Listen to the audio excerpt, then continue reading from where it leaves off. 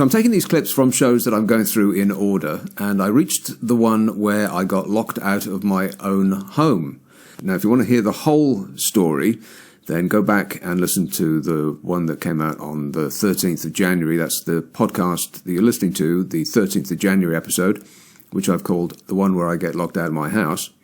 But for this one, there's some audio that you heard on that one and some stuff that you didn't. And also there's a big visitor coming our way. So that comes up after we hear from a woman who called in before the last general election with an emotional plea to the young. I am not one of your fans! Worthing. Hello, Joe. Oh, hello there. Hello there. Hiya, how you doing? Good, thanks. Okay, so what we got to say about the kids voting? If the kids are united, they will never be divided.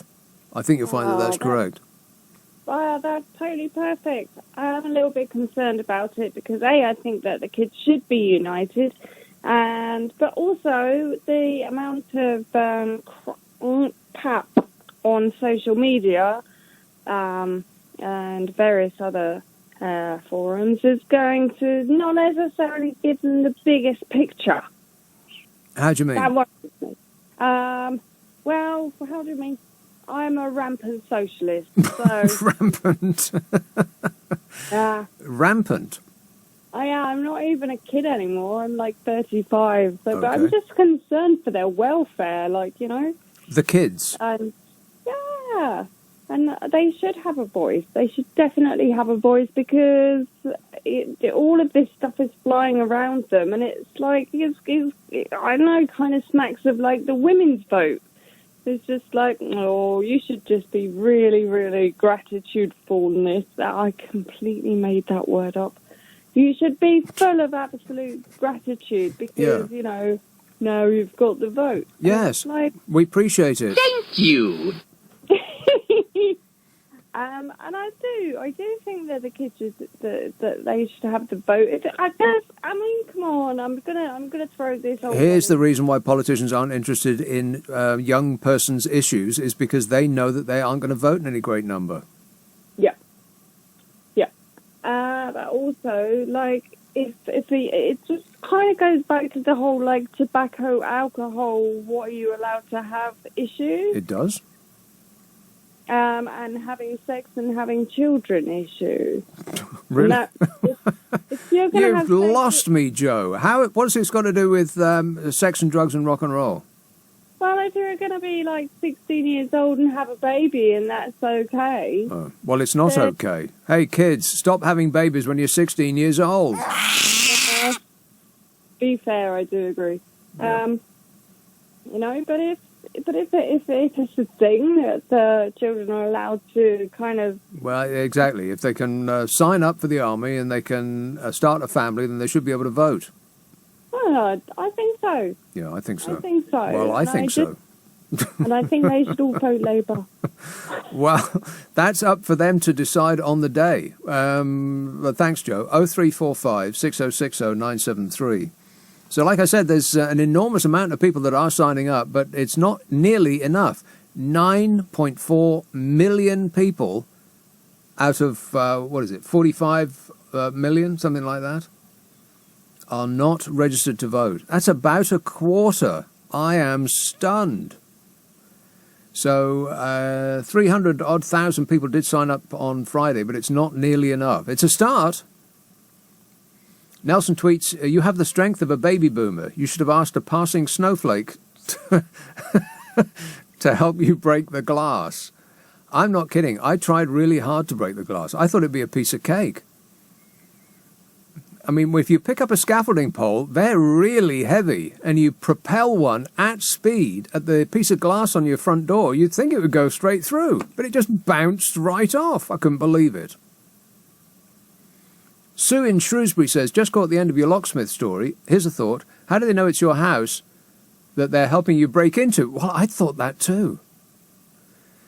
When I was standing there, well, I wasn't standing there. I was doing star jumps just to try to keep warm. It was absolutely blooming freezing when I locked myself out of my house, like an idiot. I thought, how do they know that it's me who actually owns this house? Because if you, I don't know, if you lose the key to your lock at the gym, for instance, and you lock all your stuff in a locker, and you have to ask the bloke to come around and with a wire cutter and bust your lock, then they're going to ask, what's in this locker? They're going to want some sort of description, some kind of indication that you actually own that stuff in there. Here, have I done a break yet? Yeah. Is that you answering me? No, sorry, I was on the phone. What can I do for you? I'll have a cornetto. With fries? Yes, please, a cornetto and fries. Have I done a break yet? I'm not sure. Yeah, I think so. Well, we don't really know. The adverts aren't important. What was I talking about? Oh, yes. How will they know that it's my house? Is what went through my mind. And I thought, well, he'll ask to see some identification. And did I have any identification on me? No. No. But they didn't ask. So really, you could stand outside of any house, just call an emergency locksmith, and they'll get you in. Well, that's not security. That's the opposite of that. 0345 60 longest. Beverley in East Yorkshire. Mike. Hi, Nick, how are you? Good, thanks. Good. Rang up about Corbyn, but being a joiner locksmith, totally interested in your last few minutes talk. Are you a locksmith? Similar situation to what you were in. You just charged somebody 700 quid. What? Because we had to trash the door to get in there. But how daft are you? If you've got a scaffold, what you do? Beg your pardon. What? If you've got a scaffold, you go up, you take 12 tiles off, you fold the felt back, you get into your loft, drop down into your house, and open your door from the inside for free. Oh, please. Like, I'm going to do that. Teetering on the top of my sloping roof. Are you kidding? Oh, don't be worried. No, it's not a sloping roof. You take the tiles off, you stand on the scaffold, take the tiles off, fold the felt back, go into your loft space, drop down through your loft hatch, and you're in. Yeah, I'd rather just walk away and leave the house to be taken over by nature. Mike, are you surprised at how difficult it is to break glass? I'm just stunned. Yeah, it is. It is incredible. Yeah, it's not an option. No, but the other thing is that if they could prise your doors with chisels, this is an easy option with plastic doors. Yeah. You can just prise them apart and open them. And I've opened them without doing any damage whatsoever. Buy yourself a composite door, and then it can't be done. Well, no, I've got a composite. Listen to me. God, you really shout a lot, Mike. Get back off the phone a while. I'm sorry, Nick. Is that better? A couple of feet would be good. Is that better? I know. I can still hear you.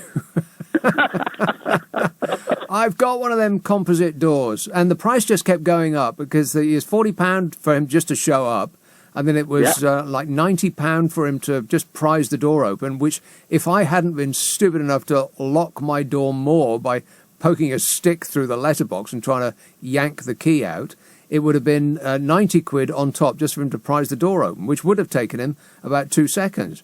But he wasn't able to do that, so he had to go and drill through a lock, and then the price just kept going up and up and up.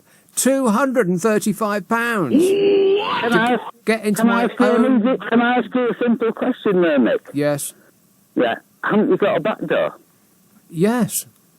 Well, why didn't he just pick the back door? Well, it's because it's the same kind of door. And so he had to... You presumably hadn't left a key in that one as well. No, but it was locked. So, just pick it. Pick it? Yeah. It's not James Bond that came round. It was, it was some bloke in overalls and a bag with a drill in it. Pick it. We're not living in a movie. But thanks, Mike. 0345 6060 973. Actually, that is what I thought he was going to do. I thought he was going to pick the lock. I mean, it's not really master locksmith stuff, is it? Getting a drill out, I could have done that. Unfortunately, my drill was inside my house, which I'd locked myself out of. There's a hole in my bucket, dear Liza, dear Liza. Coming up, an unlikely story about a man's altercation with a youth. Greg emails, why didn't you just borrow a tank from the local museum and drive into your living room? Well, that is a good idea, Greg.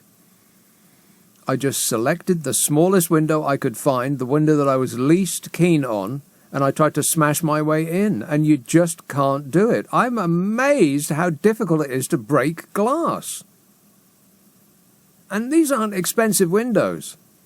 They're the cheapest windows that are available, and you cannot break them. It's impossible. The door looked like it was bending in half under the weight of me smashing it with a scaffolding pole, and yet the glass in the door, it didn't even scratch it. I am stunned. I mean, it does make me think that my houses are much more secure, and I feel a little bit better leaving it now, because I always expected to, like wherever I park my car, for instance, I always expect it not to be there when I get back. I'm always amazed that it's still there. But I'll feel a little bit better leaving the house now because it's impossible to break in unless you just make a phone call to an emergency locksmith. It doesn't matter. This is a tip for all burglars everywhere. That's all you got to do. Just pick the house of your choice, select, and then call an emergency locksmith and they'll let you in straight away. You just have to give them 235 quid, that's all. Let's have a call in Leeds. Keel. All right, mate. Keel. I mean... How you doing? Yeah, Keel. Keel yeah, is you just your name. sidetracked me a little bit. I'm on about locks. I wasn't going to talk to you about locks, but when I got divorced, bought this little house, I had a conservatory put on. I'm sat here with my little dog, my little basset hound. Oh. Right? Yeah. And I had a conservatory, did it all out, and I left Keane do it. And he's a sod. I work nights, and he snapped key off his door. So I went on YouTube. You know how these burglars breaking these houses and all this stuff like that. I'll get some tips. They have that on YouTube, do they? How to? Oh, yeah. It's all websites on it. You know how they're breaking these PVC doors. So I went on YouTube, right? And best one I could find were like 48 seconds for my sort of PVC doors. Wow. 8 hours later, 4 bits. 4 drill bits, yes. 3 trips up to normal little local do-it-yourself shop, right? I still haven't got through it. And because I didn't want to damage it. These lads are not bothered about damage it. Right. Damage it, you know what I mean? Well, like, it was 8 hours, literally 8 hours drilling away. But anyway, I didn't want to talk about that, right? I was talking about young'uns voting. Yes. But most of the young'uns today are like, they're on coke, drug dealing, or what have you, right? They're all off. I went to the local boozer the other day, right? And a little tow rag want to glass me. I on coke, you were a drug dealer and all that. And I just walked away. But the best thing about it is, right, you might have done me a favour. Because I've had a bit of problems with my eyes lately. I'm a heavy goods driver. And being glassed in the face would help you with that.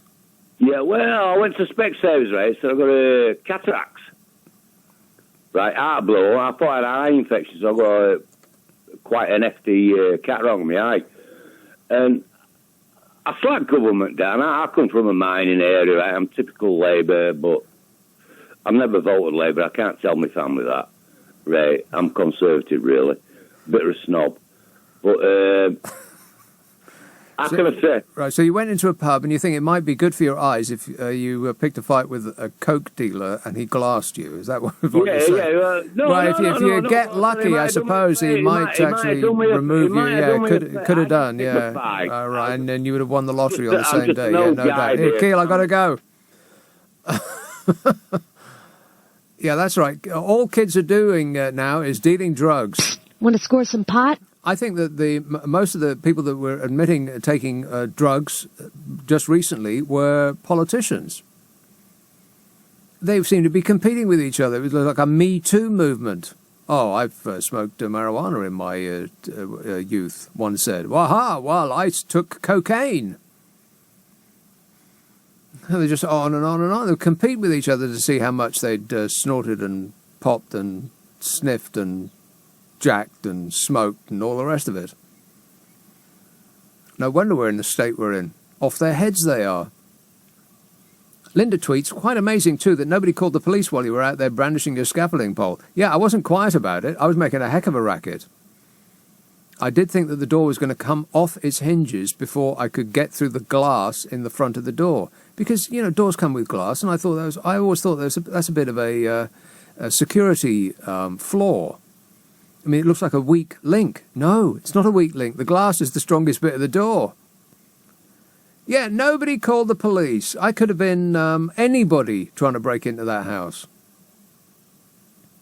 Chris says, Chris texts, Steve Allen would have just walked away and bought a new house. Yeah, that's right. Yeah, well, I'm not Steve Allen, so there. God, it was absolutely infuriating because it was so cold, and I just popped out. I just popped out to take a look at the outside of the house. And as the door shut, I just couldn't believe what was happening to me. And I thought, if I shout and scream and swear a lot, then that will probably fix it. No, unbelievably, that didn't work. Even if you swear really loudly, it doesn't magically unlock a door. Can you believe that? No. So, yeah, I probably won't do that again. Or, well, I don't know. I'm actually amazed I haven't done it again already. £235 to get into my own bloomin' house. And there was absolutely no check that it was actually my house. That seems like an error, doesn't it? There seems like there should be a law about that. Can you describe what's in a kitchen cupboard for me? Or I'll call the police, you'd think, a master locksmith would ask. No, I just stood outside a house. It could have been any random house. I just like the look of, he's got a video recorder in there. I'll take that.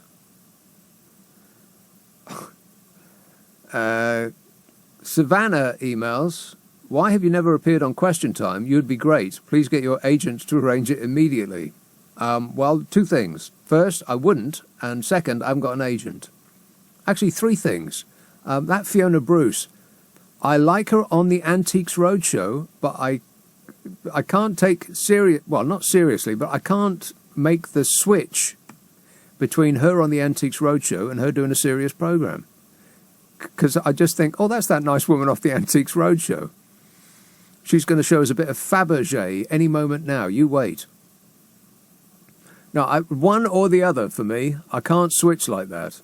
You're in either one camp or the other, Fiona, for me, personally. But anyway, let's have a call in Bexley. Hello, Danny. Hi, how are you? You all right? Good, thanks. Good. So, I mean, I just phoned because earlier on I'd heard lots of talk about young people who didn't know what way they were going to vote. Yeah, mostly because they were high on drugs. Nick, I could not possibly comment. Which sounds like complete agreement to me. Coming up, a nation's coming to town. Hip hip. Boo! And his second best mate in the whole wide world is taking the phone off the hook, closing the curtains, keeping quiet and pretending he's not in. Doesn't want to be seen anywhere near him. Ain't that right, Boris? Yeah. Wait a minute. And it's not because the screaming Mimi heard this, by the way. I think Donald Trump is clearly out of his mind. I can't believe that Donald Trump hasn't heard that. I think Donald Trump is clearly out of his mind. If someone has a tape of Boris Johnson saying that Donald Trump is clearly out of his mind, then nobody should play it for fear that the world's most whiny baby should hear it. I have to say, when Donald Trump says that there are parts of London that are no-go areas, I think he's betraying a quite stupefying ignorance that makes him, frankly, unfit to hold the office of President of the United States. There's no way Donald Trump has heard that. And let's underline it. I think he's betraying a quite stupefying ignorance. Yeah. Donald Trump has not heard that, otherwise he'd be whining about it. I am the most fabulous whiner. And I'm a whiner, and I keep whining and whining. Yes. I'm a whiner, and I keep whining and whining. He certainly does. I'm president. Can you believe it? No, we're still stunned, Donnie. I'm sitting here like I've been cold clocked. Like to punch him in the face. Exactly. That's very presidential talk, by the way. Can you believe it? What a way to run a world. Anyway, he's coming here. Boris Johnson is expected to minimise public appearances with Ancient Orange next week because the Conservatives think it could damage the Tories' election prospects. Everybody's freaking out about everything at the moment. The whole thing is on a knife edge. It could go either way, and they're all freaking out, particularly the two main parties. The rest of them have less to lose, but the two main ones, well, it seems to be the contest seems to be hotting up. And speaking neutrally, I'm not entirely neutral, but from the perspective of a neutral person, I'm glad about that, because otherwise you wouldn't want one party to just win it in a runaway, because that's boring. Where's the interest in that? That would be dull. That is like the Premiership race. You don't want Liverpool to get out ahead at the beginning of the season and then just continue to be in the lead, an unassailable position all the way through to the end, because that's dull. I mean, even somebody who absolutely flat out can't stand Manchester City would want them to, close the gap just a little bit for interest's sake. Winter interest. That's a gardening term. Winter interest. You leave the dead flowers and the bits of grass and stuff. You leave them there for when you don't cut them off. They're sticking up out the ground, and it's something to look at in the winter. Dead grass. Want to score some pot? Anyway, Boris Johnson is expected to minimise public appearances with Ancient Orange. That's what we're told. I read it on the internet, so it must be true. And the Tangerine Powder Puff president is set to arrive in London on Monday. Oh, no. Yeah, we haven't girded ourselves yet. He's coming in for the NATO summit. He's going to blow in, lobbing some distraction tweets out the window. He'll Photoshop his face on the body of Arnold Schwarzenegger. Affirmative. Can you believe that thing? That thing that he put out this week? Sticking his head on Rocky and then just tweeting it out, like an ordinary president would. He has lost his mind. And he didn't have, what's left of it. He didn't have a lot to begin with. He tweeted, can you imagine if any other person who runs a country had done that? We would have been sitting here aghast. Just our mouths dropped open in amazement. I mean, if Boris Johnson had just, without comment, tweeted his face on the body of what's his name? What's his name? Rocky. I bet my glamorous assistant knows. What's his name? I don't know. I've never seen it. The guy in Rocky. I've never seen Rocky. Well, no, I've never seen Rocky either, but I know who he is. Blimey, catch up. The kids today, eh? What a disappointment. Never seen it? Well, people have never seen Star Wars know that it's got, what's his name in it? Spoiler alert, he was his father. That's actually, you shouldn't say things like that, because there's always people who haven't seen it yet. It's coming up here on my board. Sylvester Stallone. Stilone. No, close. Can you imagine if Theresa May had photoshopped her head onto the body of... I was trying to come up with a supermodel's name, and all I could think of was Kate Moss. But she doesn't really have a body. It's more like a toothpick. But imagine if Theresa May had done that without comment, just tweeted it out. People would be sending a white van round. Here, Mrs. May, step into this jacket. Anyway, he's coming over here. And he's going to start insulting people before he's even landed, because that's his modus operandi. It's all about distraction with the Donny. He's going to insult everybody but the Queen. She's a fantastic person. She loves me. She says nice things about me. I've screwed that up. She's a totally nice person. And he's going to remain here until Wednesday, when we'll all be able to breathe a sigh of relief. He's going to hold a press conference on Wednesday, so buy your ear defenders now. It'll be all like, why do the lying Dems say bad things about me? So I took money from a charity and I bought a huge picture of myself. So what? Everybody does it. And then he's going to blow back out to where he came from, whining about how the press treat him so unfair. It's a total disgrace. And I'm certain Boris Johnson's enemies are... why can't we just get along, by the way? I mean, once all this is over, can we all just come together? But Jezza's planning, so I read, to weaponise Trump's visit in a bid to gain ground on the Tories, which is actually happening as I speak, according to newspaper proprietors who wish it wouldn't happen. They're forced to report it anyway, because it's, you know, the news. And Jezza won't actually have to do anything other than retweet pictures of Boris Johnson standing next to him. Donald Trump has all the popularity of herpes in this country.